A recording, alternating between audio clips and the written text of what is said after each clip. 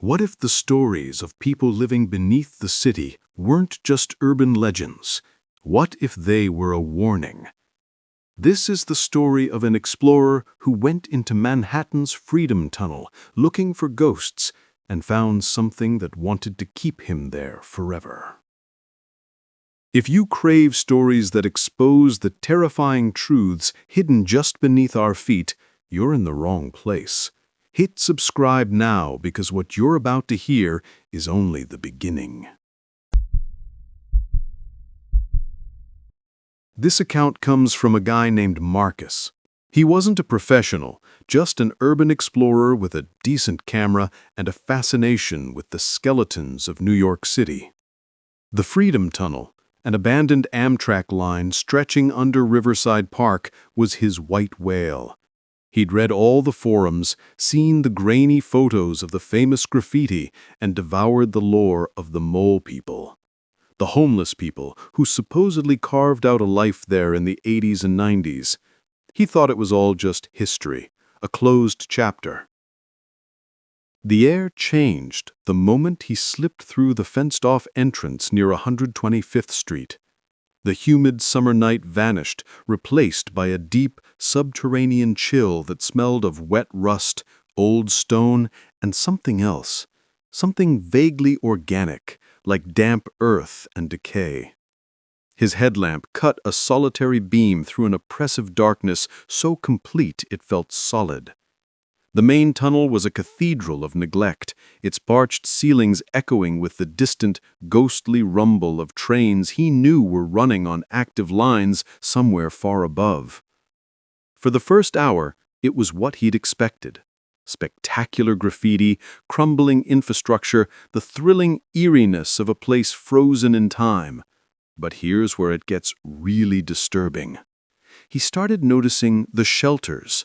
At first, they were what you'd imagine, makeshift lean-tos of tarp and wood. But as he ventured deeper, the structures became more permanent, more lived in. He found a recessed alcove that wasn't just a sleeping area, it was a room. A moth-eaten armchair sat beside a crate table set with tin cans, meticulously cleaned. A child's ragged teddy bear was propped in the chair, staring with one glass eye. His skin crawled. This wasn't left over from decades ago. The dust was thin. The space felt maintained. He rationalized it, of course. Probably just a few squatters, he muttered to his camera, his voice unnaturally loud in the silence. It was a classic false calm, a desperate attempt to logic away the growing dread. What he found next will haunt you. He turned a corner, and his light swept across a section of wall papered with flyers. Dozens of them. Missing, they screamed in bold black type. He scanned the faces. A college student from Queens, a bartender from the Lower East Side, a tourist from Germany. His blood ran cold. He'd seen two of these faces, not on the news, in the tunnel. Just fleeting glimpses in the shadows at the edge of his light, faces he'd dismissed as tricks of his paranoid mind. A sound ripped through the silence, a sharp, skittering clatter, like a pebble being kicked. He spun around, his heart trying to beat its way out of his chest. His beam landed on a pile of stones, still settling. And beside them, placed neatly on the rail, was a small, white object. He crept closer, his breath hitching. It was a human tooth. Next to it, another, and another. A trail of them, leading off into a smaller, pitch-black maintenance tunnel he hadn't noticed before. They were markers, territory, an invitation. The truth was far worse than he imagined. This wasn't a community hiding from society. This was a colony, a predator that lured its prey with the promise of forgotten spaces and urban legends. They didn't just scavenge, they hunted. They sustained their numbers by replacing the ones who, died? Faded away? Joined the walls? He finally understood. He wasn't an explorer. He was a recruit. The missing persons flyers weren't just a tragic record. They were a menu, and his photo was destined to be on the next one. He ran. He didn't care about footage, about direction. He just ran, back the way he came, his headlamp beam bouncing wildly, creating dancing monsters in the shadows. He could hear them now, not chasing, but moving. A soft rustling in the parallel darkness, keeping pace with him. He felt their presence, a pressure in the air, a chorus of silent, hungry eyes. He burst out into the humid night air, gasping and sobbing, and never looked back. He deleted all his footage. He moved apartments. But sometimes, late at night, he'll hear the distant rumble of the subway under his street, and he'll remember the trail of teeth. And he knows, with a certainty that steals his breath, that they're still down there, waiting. And the Freedom Tunnel isn't a relic, it's a larder. Just when you think you know a city, it reveals a secret that was there all along, waiting in the silence. This story comes from a woman named Lena, and if you think your commute is bad, wait until you hear about the one that never ends. If these glimpses into the world's hidden corners unsettle you in the best way, consider subscribing. The Underground holds many more stories. Lena worked for the MTA, a night shift maintenance inspector, whose job was to walk the old tunnels, the ones the public never sees, checking for structural issues. She was pragmatic, grounded in the gritty reality of concrete and steel. The abandoned City Hall station was a jewel she'd seen 100 times, a beautiful, ghostly relic sealed away since 1945. She loved its quiet grandeur, the elegant tile work and arched ceilings, untouched by modern advertising. It was her favorite part of the route, a moment of peaceful, anachronistic beauty in the grimy underbelly of the city. But one night, the peace was broken. It started as a low, mechanical groan that was entirely wrong. It wasn't the familiar, deep-throated rumble of a modern train on a nearby line. This was higher-pitched, a grinding, wheezing sound of ancient machinery under strain, the sound of a ghost. It echoed up the tunnel from the sealed City Hall loop, a place where no train had run for over 70 years. Her first instinct was to rationalize. A water main? A stray audio feed from some above-ground film shoot? But the sound grew, resolving into the distinct, rhythmic clatter of steel wheels on vintage track. What she saw next will haunt you. Peering through the grimy safety gate into the loop, her flashlight beam trembled. The station wasn't dark and empty. The old bronze chandeliers were glowing with a weak orange gaslight-era flicker. And on the tracks, perfectly preserved, sat a train car from another century. It was made of dark, varnished wood and had those old-fashioned flip-down signs. The windows were lit from within, and through the glass she saw passengers. Men in fedoras and long coats, women with pinned-up hair, all sitting perfectly still, their faces pale and indistinct.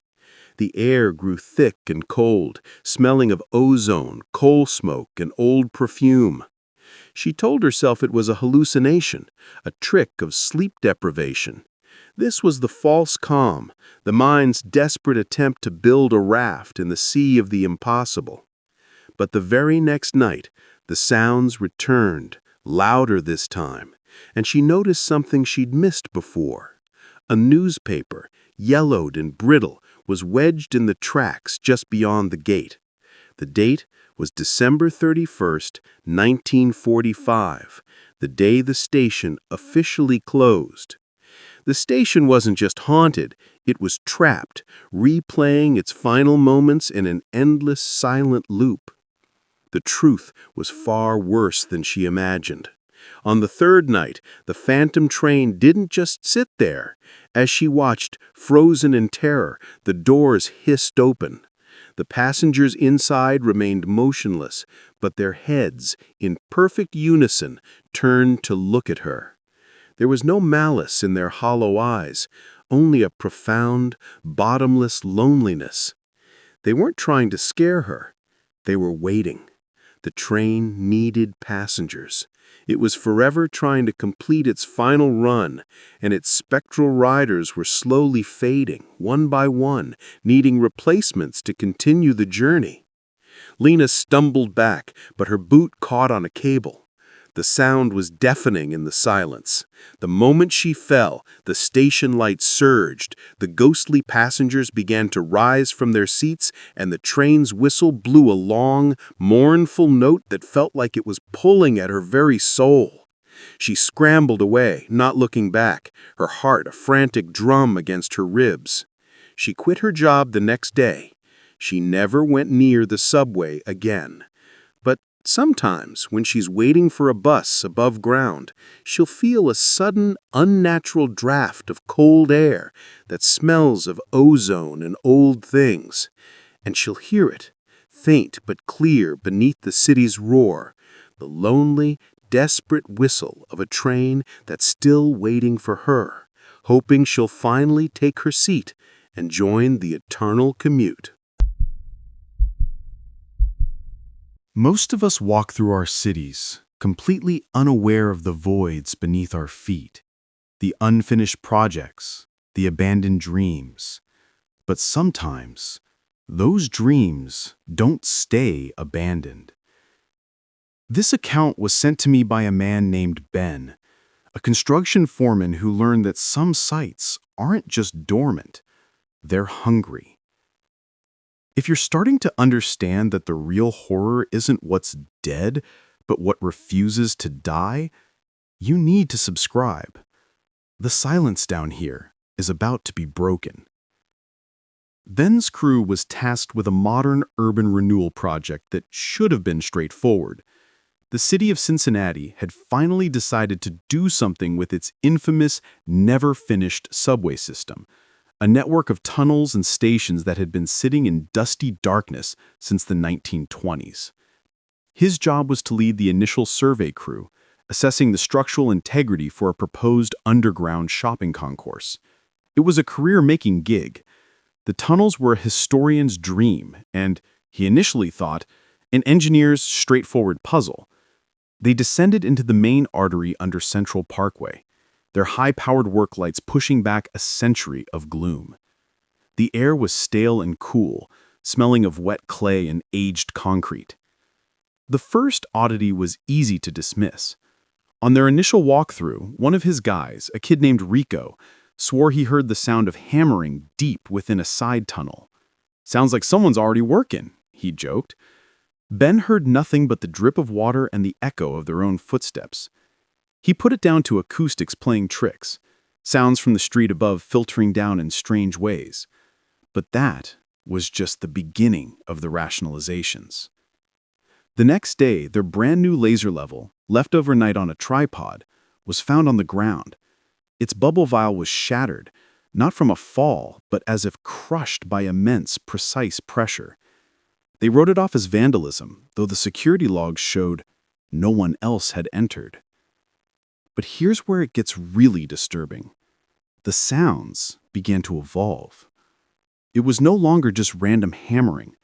They started hearing the distinct, rhythmic clang of a hand-operated drill, the grunt of men straining, and even the faint, tinny sound of a vintage radio playing a scratchy big band tune. It was always just around the next corner, or from a section of the tunnel they had just declared empty. The crew's mood shifted from professional curiosity to a low-grade, constant anxiety. Ben, a man who trusted steel and concrete, found himself staring into shadows that seemed to shift when he wasn't looking directly at them.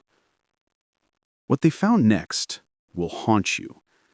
They were inspecting an unfinished station platform, a vast, cavernous space that had never seen a passenger.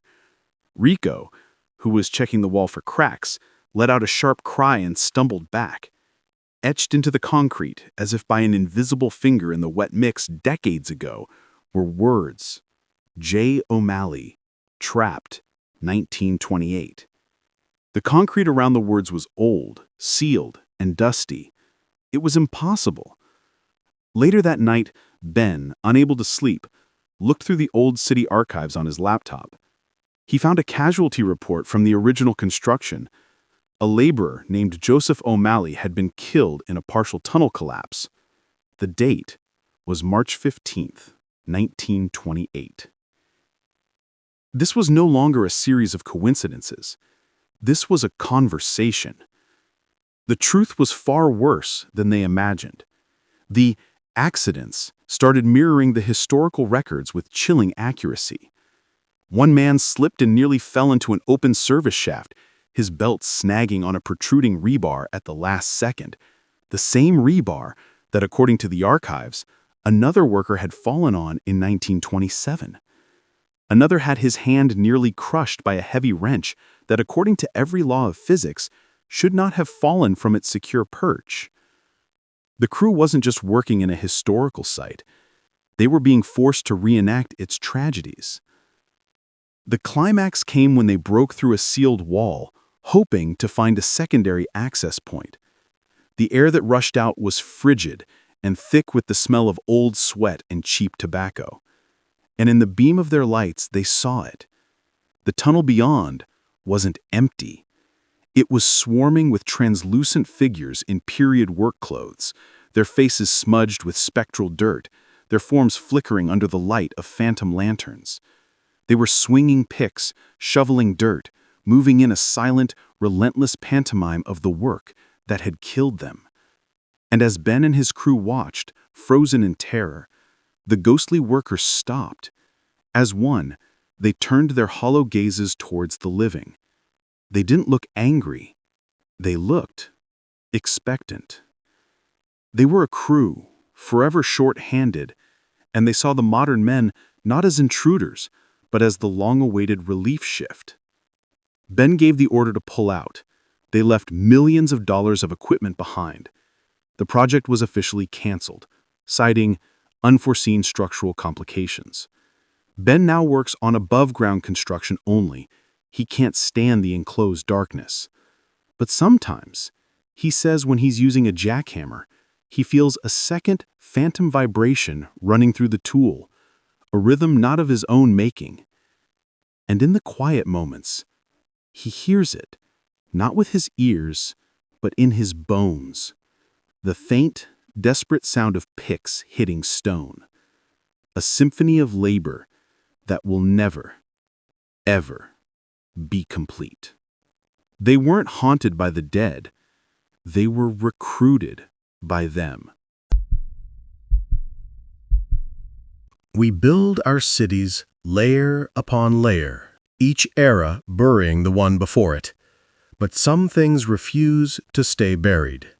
They don't just haunt a place, they become a part of its very foundations, patient and perpetual. This final account comes from a historian named Dr. Eris Thorne, a man who sought answers in the dust of the past and found a living, breathing nightmare. If you've made it this far into the shadows with me, you know that the most terrifying stories are the ones that never truly end. Make sure you're subscribed. This won't be the last time we descend together. Dr. Thorne was a specialist in 19th century urban infrastructure, a man who spoke about rivets and mortar with more passion than most people reserve for their families. His current research project was a dream, the Cobble Hill Tunnel in Brooklyn. Built in 1844, it was the oldest subway tunnel in the world, a damp, brick-lined relic of a bygone era. He wasn't there to chase ghosts, he was there to document, to preserve. The recent sporadic disappearances of local vagrants and thrill-seekers near the tunnel's sealed entrances were to him a tragic but separate matter, a modern police issue, not a historical one. His first day inside was a revelation. The air was thick and still, heavy with the smell of wet brick and 2 centuries of stagnation. His headlamp illuminated magnificent barrel-vaulted ceilings, the hand-laid bricks still perfectly aligned. It was a time capsule. But even then, he noted anomalies. Scratches on the walls that didn't look like tool marks, but rather like frantic, desperate gouges. He documented them with clinical detachment, theorizing about shifting earth or vandalism. It was the first hint, the first thread he failed to pull. But here's where it gets really disturbing. He began cross-referencing his findings with old newspapers and city ledgers. The disappearances weren't a modern phenomenon. They were a pattern, a slow, steady drip feed of vanishing souls dating back to the tunnel's opening. A dock worker in 1851, a newspaper boy in 1877, a flapper in 1922, a hippie couple in 1971. The list went on, a chilling timeline of the lost, all connected by proximity to the Cobble Hill Tunnel. His academic curiosity began to curdle into a cold, personal dread. He was no longer studying history, he was reading a manifest. What he discovered next will haunt you. Deep in a forgotten municipal archive, he found the personal diary of the tunnel's original chief engineer, a man named Silas P. Hutton. The entries started with professional pride, but devolved into frantic, ink-blotted scrawls. Hutton wrote of a presence in the clay, a cold consciousness that predated the city. He believed the tunnel had disturbed something that slumbered, something that did not appreciate the intrusion. The final entry, dated the day before the tunnel's grand opening, read, "It demands a toll. It has begun to collect. God help us all." Silas P. Hutton was reported missing 3 weeks later. The truth was far worse than he imagined. Dr. Thorne, armed with this new terrifying context, returned to the tunnel. He pushed past the initial surveyed chambers into a section that wasn't on any of his maps. A low, narrow passage hidden behind a collapsed pile of rubble that looked anything but accidental. The air grew colder, the silence so profound it felt like a physical weight.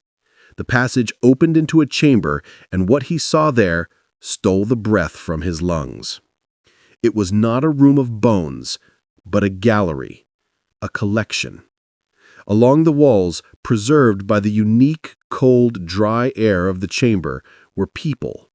They stood or sat in postures of quiet repose, their clothing marking them across decades. The dock worker in his heavy woolens, the newspaper boy with his cap, the flapper in her fringed dress, all perfectly, horrifyingly intact. Their skin was desiccated like parchment, their eyes closed as if in sleep. There was no decay, only a perfect, timeless preservation. They weren't decomposing, they were being curated. He saw the couple from the 70s, their bell-bottoms and tie-dye, a grotesque splash of color in the gloom. And in the center of the chamber, resting on a natural pedestal of stone, was the body of Silas P. Hutton himself, his 19th century waistcoat and pocket watch perfectly visible. The entity, the collector, had kept its first and most significant prize on display. Dr. Thorne's scientific mind shattered. This was the climax, the horrific reveal. The tunnel wasn't haunted by a ghost, it was the hunting ground of a primordial entity, an intelligence that considered human lives precious artifacts to be acquired and kept. The disappearances weren't accidents, they were acquisitions. He fled, his notes and equipment abandoned behind him. He never published his findings. Who would believe him? He now lives in a quiet top-floor apartment, as far from the underground as he can get. But he says the knowledge is its own prison. He understands now that the city is not built on bedrock, but on the shelf of something ancient and acquisitive. And sometimes, in the dead of night, he feels a profound, unnatural cold seep through the floorboards, and he knows the collector is still down there, patient and eternal, always looking to add another unique piece to his collection.